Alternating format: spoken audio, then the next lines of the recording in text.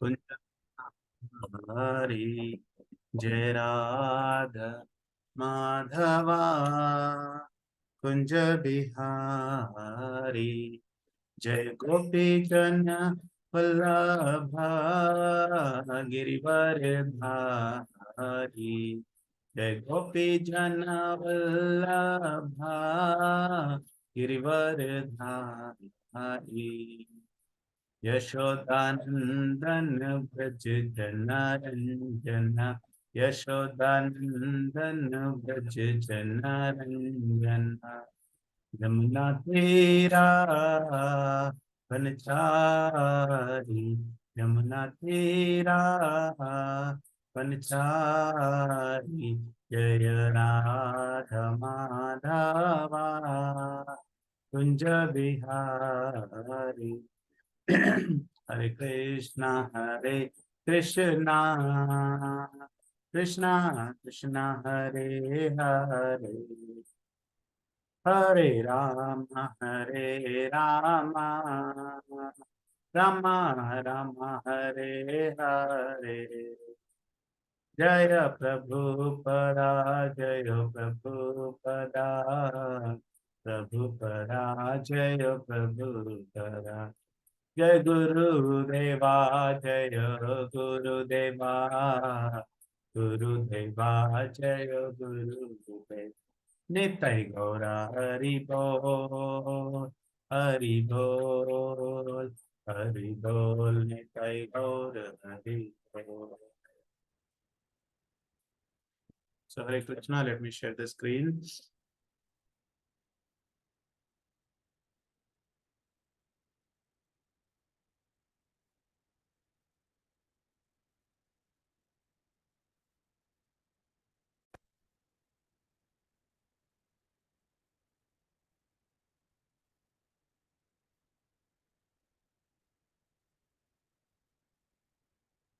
Is my screen visible? Vedabase 1.8.8.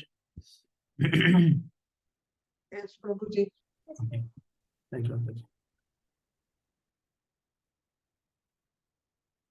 ओम नमो भगवते वासुदेवाय ओम नमो भगवते वासुदेवाय ओम नमो भगवते वासुदेवाय नारायणं नमस्कृत्यं नरं चैव नरोत्तमं देवीं सरस्वतीं व्यासं ततो जयमुदीरयेत् नष्टप्रायेषु अभद्रेषु नित्यं भागवत सेवया भगवती उत्तमं श्लोके भक्तिर्भवति नैष्टिकी. Hare Krishna. So anyone devotee can be in chorus. Chorus. Today's topic is Srimad Bhagavatam 1.8.8. Gantum कृतामृतिर्ब्रह्मान् गन्तुं कृतामतिर्ब्रह्मान् द्वारकं रथम् आस्थितः द्वारकां रथमास्थितः उपलेभे अभिद्वावान्तिम् उपलेभे अभिद्वावान्तिम् उत्तरं भयाविह्वलाम्. उत्तरां भयाविह्वलाम्. Thank you, Mataji. So word by word meaning Gantum, just desiring to start. Krat matahi, having decided. Brahman, O Brahmana. Dwarakam, towards Dwaraka. Ratham, on the chariot. Asthita, seated. Upalebhe, saw. Abhidvavantim, coming hurriedly. Uttaram, Uttara. Bhayavilam, Bhayavihvalam, being afraid. Translation and purport by His Divine Grace A.C. Bhaktivedanta Swami Srila Prabhupada Ki Jai. As soon as he seated himself on the chariot to start for Dwarika, he saw Uttara hurrying towards him in fear. All purport.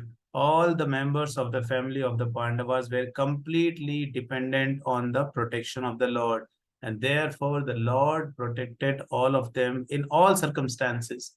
The Lord protects everyone, but one who depends completely upon him is specially looked after by the Lord. The father is more attentive to the little son who is exclusively dependent on father.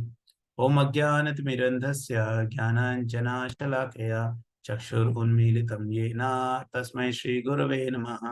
Shri Chaitanya मनोभीष्टं स्थापितं येन भूतले स्वयं रूप कदा मह्यं ददाति स्वापदान्तिकं। वन्देऽहं श्रीगुरु श्रीयुतापदकमलं श्रीगुरुं वैष्णवं श्रीरूपं साग्रजातं सहगण रघुनाथान्वितं तं सजीवं साद्वैतं सावधूतं परिजनसहितं कृष्ण चैतन्य देवं श्री राधा कृष्ण पादान सहगण ललिता श्री विशाखान्वितं हे कृष्णा करुणा सिंधु दीनबंधु जगतपते गोपेश गोपिका कांता श्री राधा कांता नमस्ते। तप्त कांचन गौरांगी राधे वृंदावनेश्वरी वृषभानुसुते देवी प्रणमामि हरिप्रिये।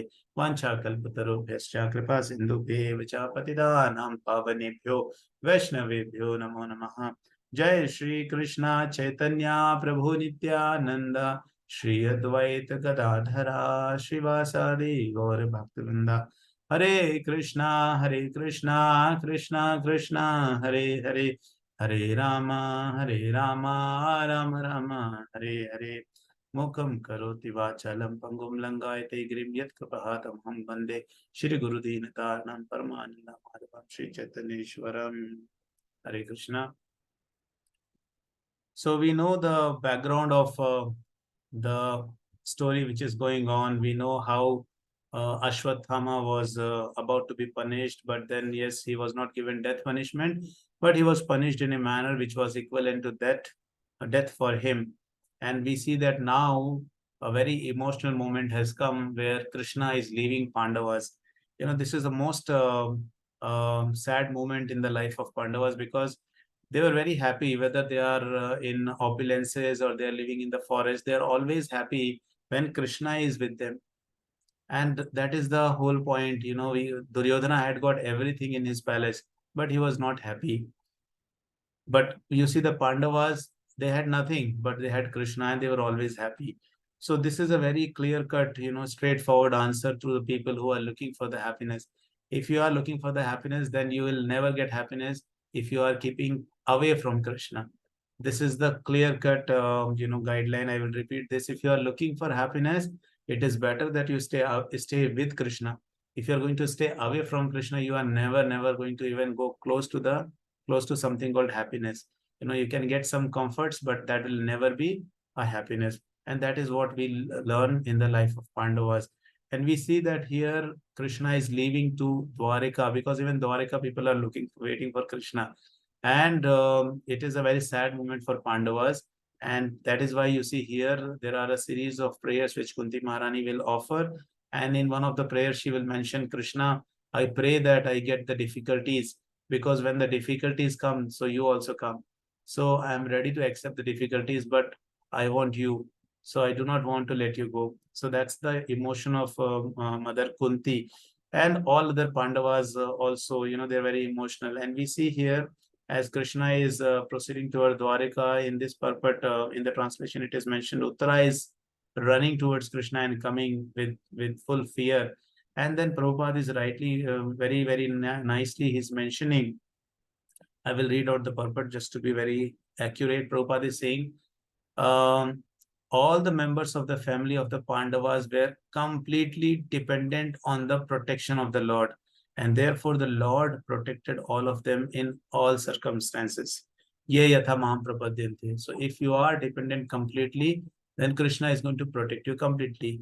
If you believe Krishna completely, then Krishna is going to reciprocate completely. If you surrender 10%, then Krishna is going to reciprocate only 10%. But if you surrender 100% towards Krishna, then Krishna is going to reciprocate to you for 100%. So this is the very simple calculation. Krishna says, you are giving me everything, so I will give you everything. And we see this particular reciprocation when Sudama, he was having only one bunch of, puffed rice. So it was only that much Sudama has got. And that was his entire property. And when Krishna was asking, give me that, so Sudama was very feeling shy that how can I give this puffed rice to Krishna? And he had seen the opulence of Krishna in Dwarika. Every citizen was living like a king in Dwarika. And in that place, Sudama was very embarrassed, very embarrassed to give that puffed rice to Krishna. But Krishna was looking for that because that was full of love. And then when Krishna is taking one bunch of curd rice, he is giving entire, Swargaloka and lower planetary system, upper planetary system to Sudama. And at one point of time, he is also ready to give Vaikuntha, entire Vaikuntha to Sudama. So Mother Rukmani, she will ask, what are you doing, Krishna? You are going to give everything to Sudama. So Krishna responds, and this is a very important point. I request all of you to please pay attention to this, because this is going to turn into, bring a lot of miracles in your life. So Krishna responds, he says, Sudama is giving me everything what he has, even though it is very small, but Sudama is giving me everything what he has. And that is why I want to give him everything what I have. Can you imagine? Krishna is reciprocating in such a manner. He says, because Sudama is giving me everything, I am going to give everything to Sudama, whether it is Vaikuntha or whatever it is. I don't mind. So that is the level of reciprocation Krishna has. And we also see in Ramayana, Lord Sri Ram, when there is a small squirrel, she is trying to, help the Vanar Sena in building that bridge over the building the setu over the ocean. And Hanumanji will tell this squirrel, you are a small squirrel, what are you doing here? You move away, otherwise you'll die. See, we are carrying big boulders, big stones. And what is this small things you're carrying? But at that point of time, Lord Sri Ram, he tells Hanumanji that Hanuman, you are carrying very big boulders. But for this small squirrel, in her capacity, she is carrying a lot of load. And for me, this is very pleasing, and she is going to get the equivalent benefit.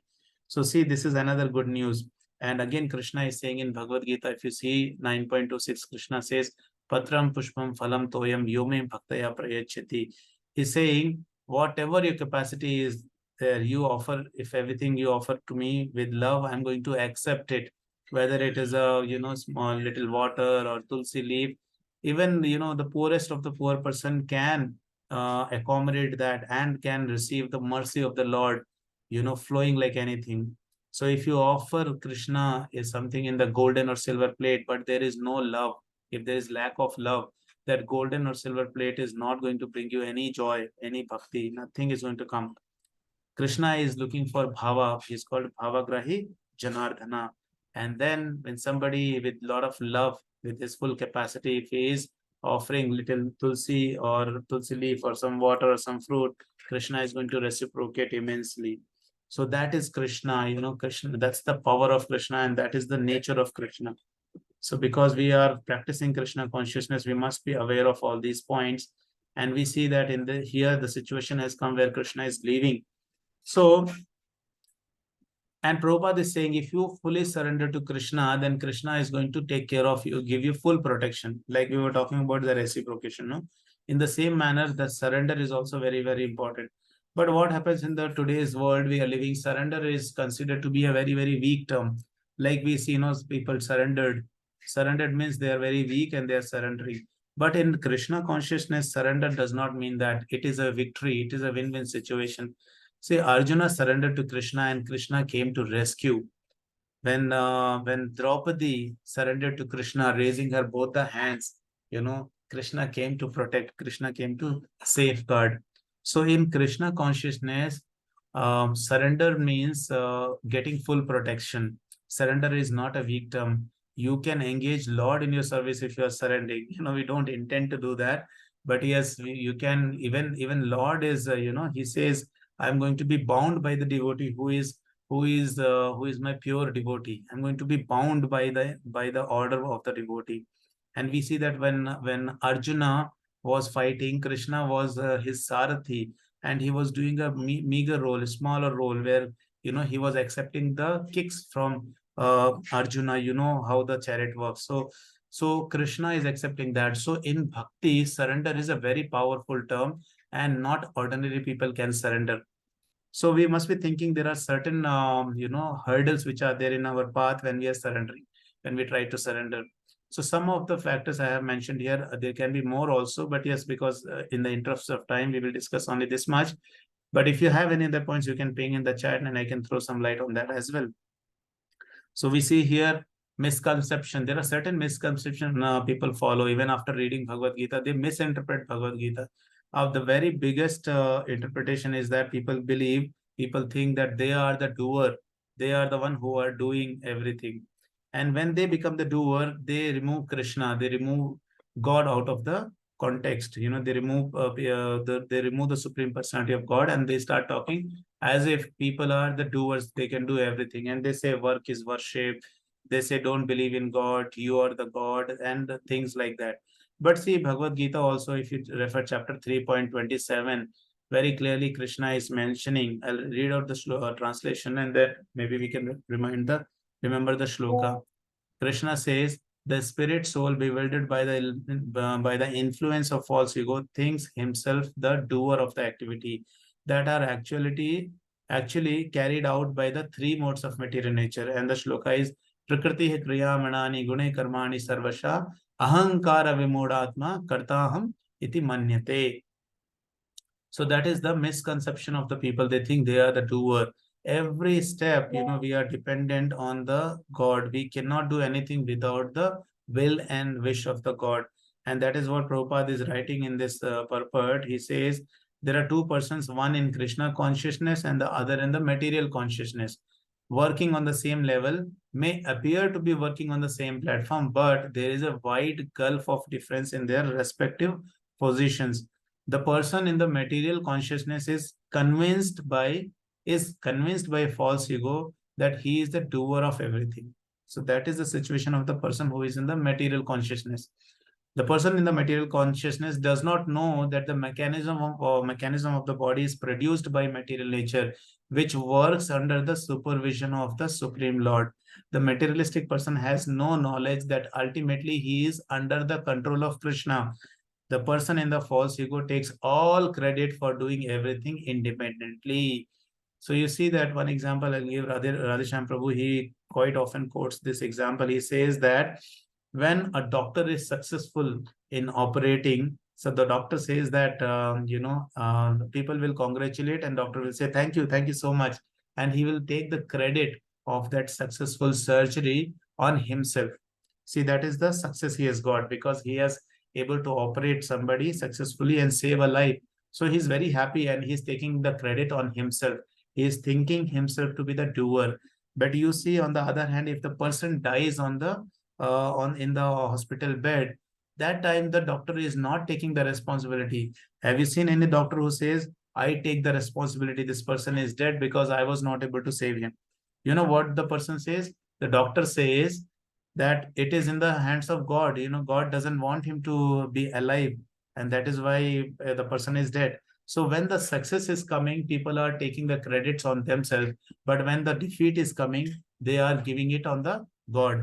That kind of godless civilization we are living in, and that is why it is important for us to hear Srimad Bhagavatam, read Bhagavad Gita very, very, very, very, uh, scrutinizingly, very, very clearly, like studying Bhagavad Gita. And that will not happen until unless we are engaged in a particular service. If you are in preaching service, you are bound to read. But if you are not in preaching service, I mind you, you are not going to read the scriptures. So we have to take up the such services, the preaching services, so that we start reading and benefit ourselves. So that was one point where people think they are the doer. Another example we can take from the story of Titanic. When Titanic was built, people used to say, this is the ship which is never ever going to sink. That was their thought process, that Titanic is never going to sink. But you see, the first journey of Titanic, the very first journey of Titanic, what happened? It was drowned. So that is why Radheshyam Prabhu says that we are doing our job, but we need the blessings along with that. Otherwise, without blessings, irrespective of how much ever skilled you are not going to succeed. That's the point Radheshyam Prabhu is making, and I think it is a very valid point. And then another example I'll give you. There was a servant. There was a servant who was taking care of all his duties. We see that there are so many farmhouses where these servants live, and when the owner comes, then the owner will reside for some time, and again they will go away. So similarly, there was a servant who was taking care of a farmhouse, and that farmhouse, the owner of that farmhouse, he left.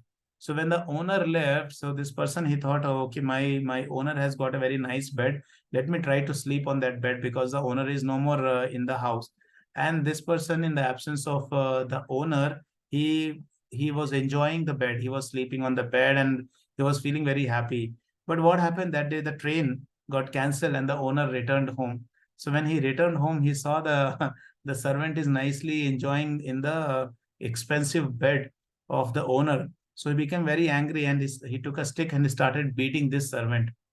So servant was getting beaten up nicely. He was beaten. He was brutally beaten up. But to the surprise of the owner, the servant was smiling. He was laughing. So the owner asked him, "Why are you laughing so much? I am beating you like anything, and instead of crying, you're laughing." So the servant, he makes a very remarkable point. He says that um, I'm getting pain, but I'm still laughing. I'm just thinking I enjoyed your bed in your absence for a couple of minutes or hours, and I got so much punishment. I'm just thinking you have been enjoying the property of the God and you don't believe in God. I'm just thinking how much punishment you are going to get. By that thought, I'm just enjoying and laughing and being very happy. So see that servant gave a very nice lesson. He learned himself and he also delivered very nice lesson that every day we are utilizing the resources of the God, but we are not giving any credit. People who are not believing. So this is for those people who do not believe and those who considered themselves to be the doer, and eventually they do not surrender. And when they do not surrender, they do not get any protection, any safeguarding from the Lord. Now, some people, these people who are karmis, they sometimes they say, "Oh, devotees are always doing nothing. They believe in inaction." Even Arjuna was saying that, "Krishna, why are you engaging me in this ghastly warfare? Because I'm not the body, I'm the spirit soul. So let me go to a forest and not do anything." But then Krishna is saying, inaction is not karma yoga. Inaction is not karma yoga. That is the point Krishna is making. And I'll tell you a small and nice story of two saints. One is Sur Das and other one is Tulsi Das. So Sur Das and Tulsi Das, they were seated under a tree, and then suddenly there was a big crowd running towards them and coming. So these two are very great saints. We know that they're the great devotees of Lord Krishna and Ram. And at that point of time, what happens? These people are running and coming. So Tulsidas will ask, "What happened? Why are you running?" So this crowd, they say, "We are running because there is a mad elephant coming here, and this mad elephant may kill us. So we are saving our life and running. You also run."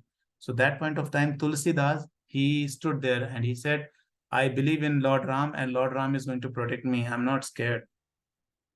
And Tulsidas was standing there. The elephant came running. But you know what happened to Surdas? Surdas jumped over a tree and climbed over a tree. And he seated on top of the tree so that the elephant do not notice him. And elephant came and he did not harm Tulsidas, and he went away. So when the elephant went away, that point of time, Tulsidas was surprised that Are, Surdas was a great devotee. But when elephant came, he just jumped on the tree and he tried to save God. Does he not have any faith in in God? So when that point of time, Surdas comes down and Tulsidas will ask, "What happened to you? You are a great devotee. You got scared and you jumped over a tree and ran away. So that don't you not believe on God?" That was the question of Tulsidas. So that point of time, Surdas gives a very nice reply, and I think we should also pay attention to this part. Surdas says, "I believe in Lord completely. I have no doubts about the existence of Lord and the protection the Lord can provide. I am very sure if I was standing here, Lord would have protected me. But I consider not myself, to be qualified to take any service from the Lord. Lord, why should He come and serve me when I can, do this, intelligent activity? So I do not want to take this. I do not want to take this service from the Lord."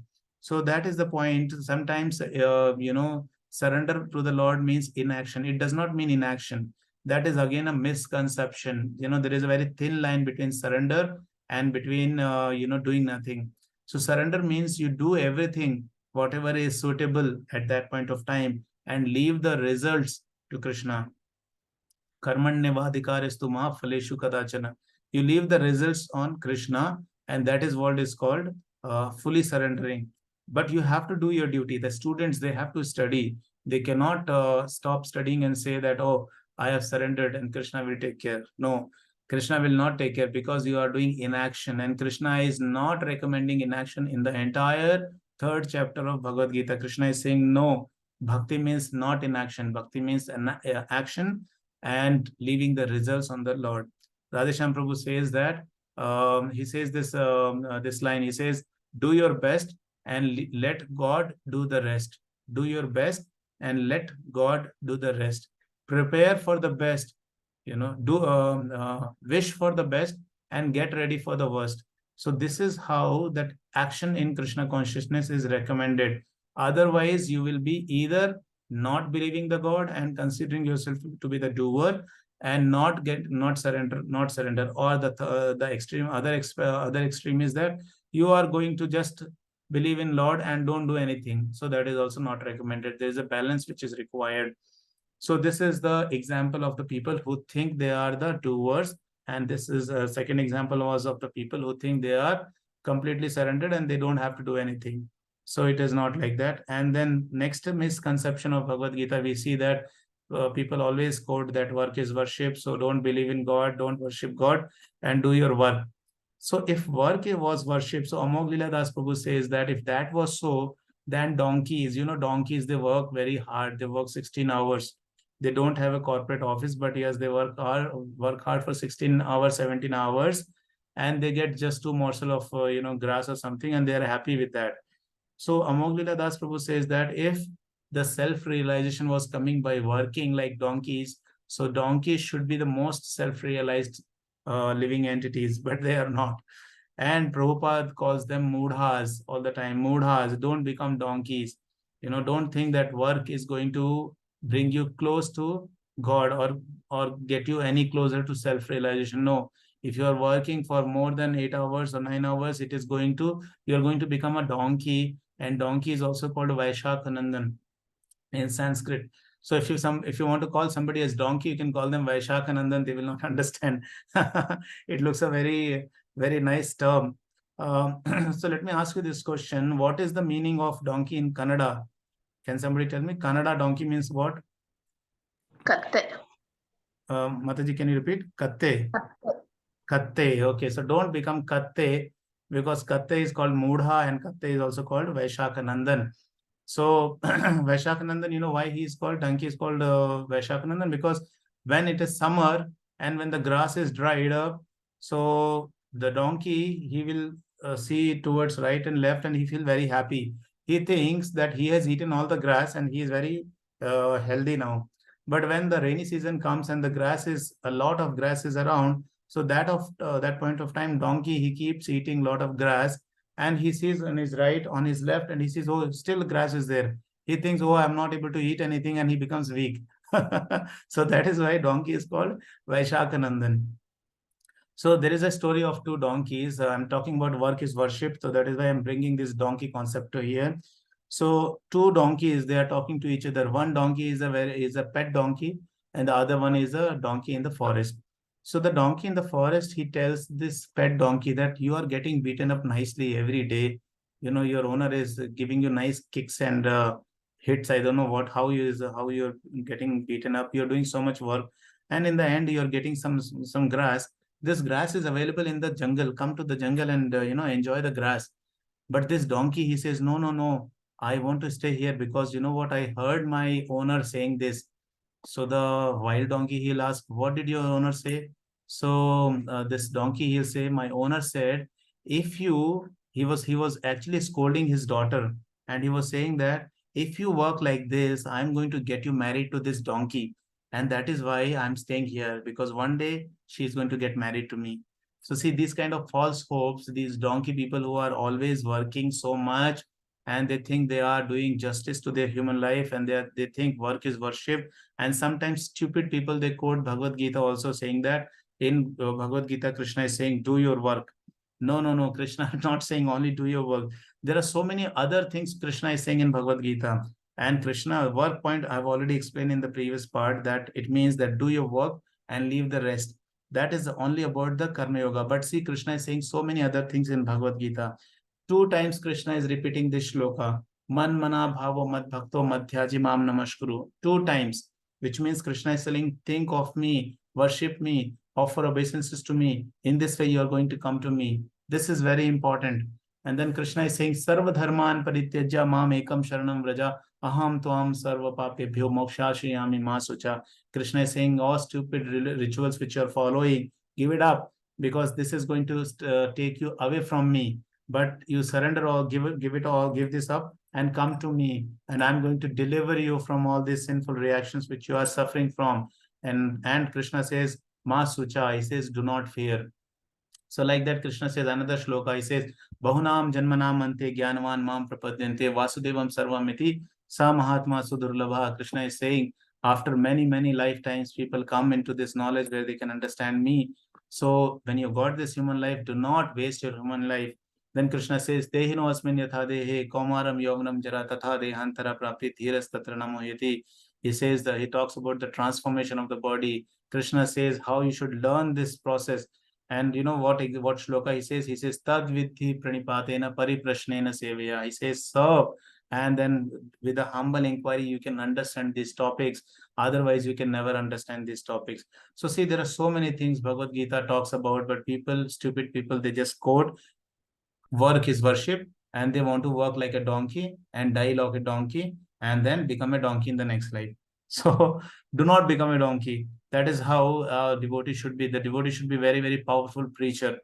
So, and then how can you call yourself doer and not surrender to Krishna? We see in Bhagavad Gita everywhere. In the Purushottam month, we were reading 15th chapter. I will quickly finish because we are overshooting time. So in Bhagavad Gita 15th chapter, Krishna says that I am the, he says the fire which is digesting your food. So even somebody who doesn't believe in God, Krishna is giving protection to them by digesting the food. Otherwise, without digestion, they cannot survive. Krishna says, I am the taste of the water which the atheist people drink or the devotee drink. It is the taste of that water is Krishna. Krishna says these planets which are in their orbit, I am keeping them in the orbit. That is Krishna. Clearly he says, I am giving you the remembrance and I'm giving you the power of forgetfulness. Just remember, if we are not able to remember anything, how will be our plight? All these atheist people who talk big things. Stupid people, they don't know that they are able to remember because Krishna is giving them the power to remember. And just imagine if we do not have this power of forgetting, just imagine how much load we will carry in our life. We will never ever forget anything, or any challenges which we have faced or somebody who is hurt. It is said the 3 years is the timeline which a person can think about being hurt by somebody. Mental torture can last for 3 years, but see, eventually Krishna is making you forget that also. So Krishna is doing so much for you without you being surrendered to Krishna. Just imagine when you surrender to Krishna, just like Pandavas, what blessings you are going to get. And that is the power of this shloka, which talks about complete surrender. Krishna is saying, surrender completely, and then you are going to get complete benefit out of me. And that is what we see from the life of Pandavas. So we see in the example of Ravana also, he wanted to build a staircase to the heaven on his own endeavor. He was not successful.